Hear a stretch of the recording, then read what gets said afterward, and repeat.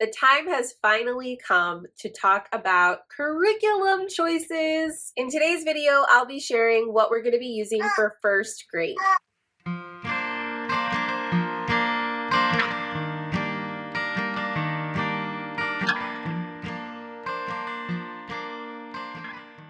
First of all, welcome back to the channel. If you're new here, my name is Kaela. I am a homeschool graduate turned homeschool mom. The 2023 through 2024 school year will actually be our 6th year of homeschooling, which is a little bit crazy to think about. My oldest daughter will be going into 4th grade and my second daughter will be starting 1st grade. As I'm sharing our curricula picks for 2023 through 2024, I'm actually joining a collaboration.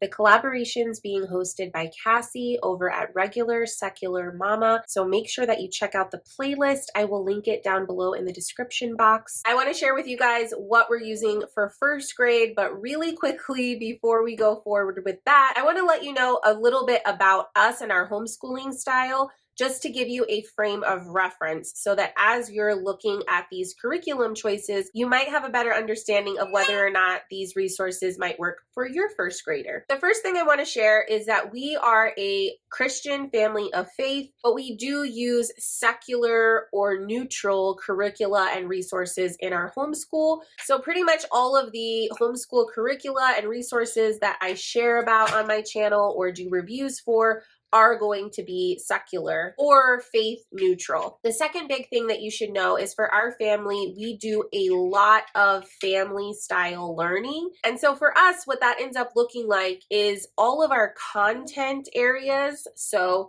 history, geography, social studies, science, music, art, all of those types of things are going to be covered family style.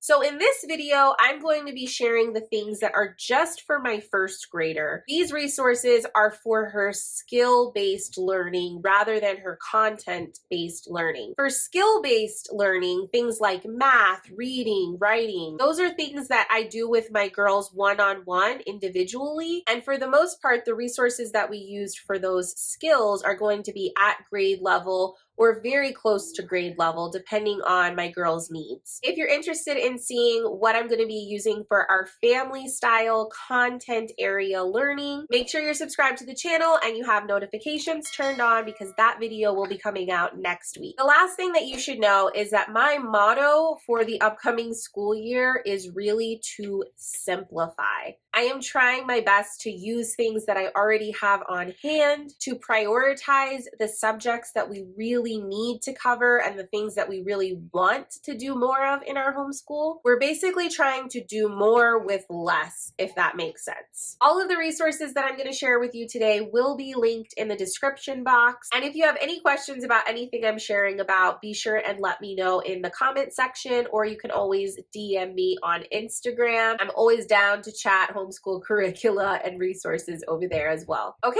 so let's talk about 1st grade. I'm going to start off with the easiest thing, the no-brainer decision in our homeschool. We've been using the Dimensions program from Singapore Math, and my 1st grader has actually already started 1A, which is the 1st semester for 1st grade. She's actually a little bit ahead, so she is going to just continue on with Dimensions. I've already taught all of 1A and all of 1B with my older daughter, so I feel very comfortable using this again this time around with my second daughter. She's doing really well with it, so we are not going to make any changes with math. In years past, I have done math and logic together, and I would typically buy a logic workbook to go along with and supplement what we're learning in Dimensions math. At this point in time, I am not planning on getting anything for logic to supplement for either of my kids. They always really enjoy the logic workbooks that we've used in the past, but personally, I was underwhelmed with how challenging or rigorous the logic books were. It just felt a little bit redundant for us. It seemed more like busy work and it was really time consuming, and I am just not about that this year at all. We always tend to have some sort of like puzzle books around, whether that's word puzzles or mazes. My kids are just naturally drawn to those, and we always end up picking them up when we see them out and about. But I'm not going to be including any logic, critical thinking, brain puzzle type workbooks into our main day-to-day routine or into our homeschool lineup. Okay, so language arts. This is the umbrella where pretty much everything else is going to fall under. For reading, we are going to be continuing with All About Reading. It's one of our favorites. If you've been around the channel, you already know that. My first grader will be moving into level 2. She's had a nice little break between level 1 and level 2, and she'll pick up level 2 in August. We are also adding something on as a supplement to reading. I am already contradicting myself because I said I wanted to keep things simple, and here I am adding an unnecessary supplement to our reading program. We are also going to be using Dash into Learning for additional reading instruction practice. It's really more of a supplement for us. I do have a recent video showing our whole Dash into Learning haul, so if you missed that, I will put it in the cards and in the description box in case you want to check that out. We are also using Dash into Learning for handwriting. Their phonics program and their handwriting books really go hand in hand, and my daughter really loves all of the resources that we have tried out from them. This is another thing that she's kind of already started using over the summer, and so we will just continue with those resources. She's currently in the level 2 handwriting book from Dash. I expect that she will work through both books 2 and books 3 before she's finished with her first grade year. For grammar, I really debated whether or not I should include this choice in this video because I'm also going to be talking about it in our family curricula picks video. But for grammar, both of my girls are going to be using Beowulf's grammar from Guest Hollow. I have several Homeschool Mama friends that have shared about this, and it just looks so sweet and so perfect for us to do as a family. I'll be sharing more about that program in our family curricula picks, and I will also be doing a flip through and review for you guys once I've had more time to use it,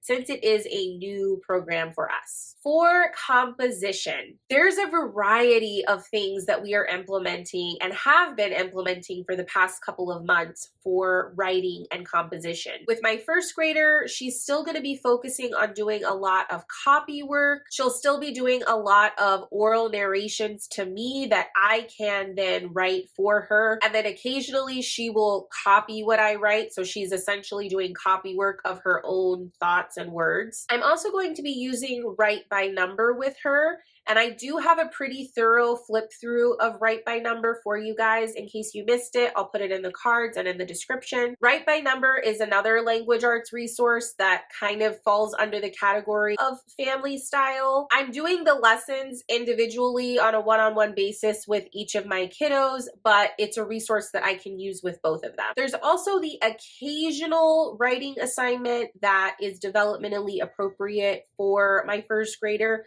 from Lit House Learning.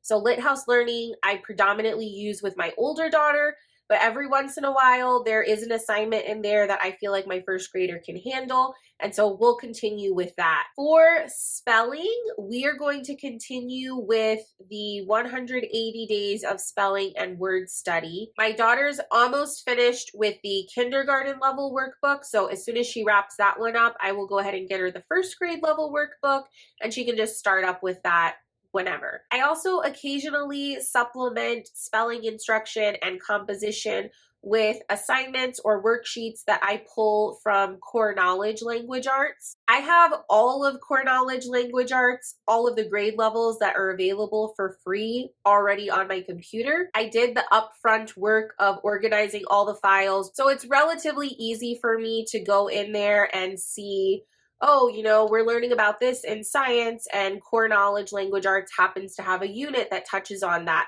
Let's see what writing assignments they're including in that unit that will kind of play nicely with what we're learning in history or science or what have you. That's worked really well for us, so we're going to continue with that. It's not something that we do every day or every week. I just pull from it as I feel like she might need something extra. The last thing for first grade is vocabulary. Now, my first grader is still learning how to read and spell. So I am not focusing a lot on teaching her etymology or like Greek and Latin roots or really long vocabulary words. However, I do want to make sure that I am consistently building her vocabulary. And so there's a few resources that I pull from just to kind of check that box and make sure that we're making steady progress towards that goal. We are going to continue using this resource, Word of the Day by Merriam-Webster. This book has been super fun. We used it this past school year.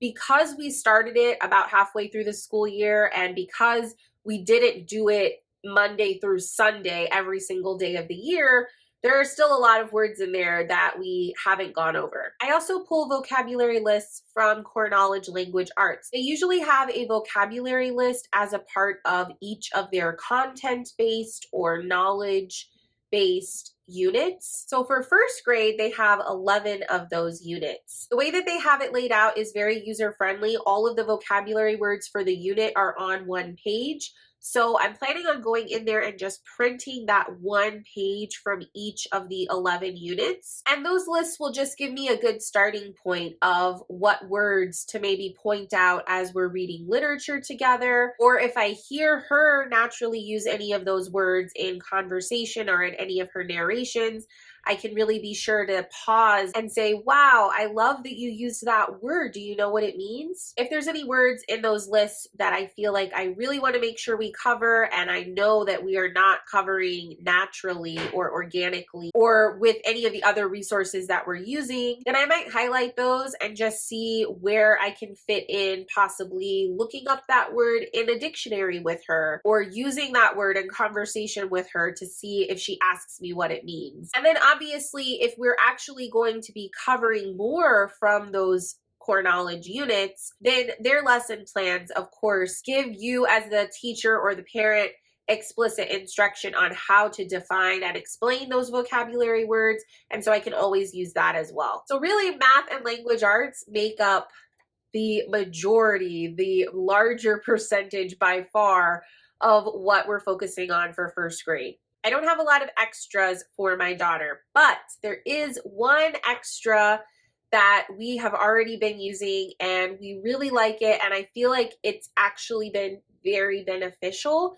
So we're going to continue it with first grade. That is the Heart and Mind workbooks from Evan Moore. These workbooks would fall under the heading of, I guess, social emotional learning or social emotional awareness. There's coloring, there's writing, there's tracing, there's also some cut and paste activities. But the lessons that are being taught are lessons of kindness and inclusion, treating others really well, but also treating yourself really well. This isn't a workbook that I expect my daughter to do daily or even weekly. A lot of the things covered in these workbooks are things that I feel like I'm already talking about with my kids just as a parent. Some of these topics, like diversity and inclusion, are actual topics that we have covered formally in our homeschool lessons. But I think that there's a lot of value in the workbooks because they're things that, for the most part, my girls can do independently.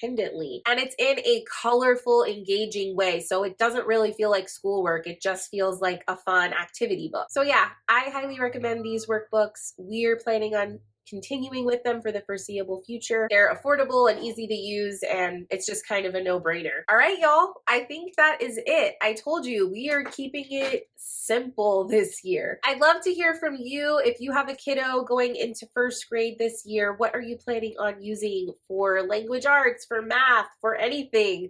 Let me know in the comments below. Later this week, I'll be sharing my picks for fourth grade, so stay tuned for that. And then next week, we will be talking about family curricula, and also in a separate video, I'll be sharing our read aloud selections and a few chapter books that each of my girls plan on reading independently. I hope you enjoyed this video, and I hope you'll consider sticking around for more. I would really appreciate you giving this video a big thumbs up, and I will see y'all in the next one. Bye for now.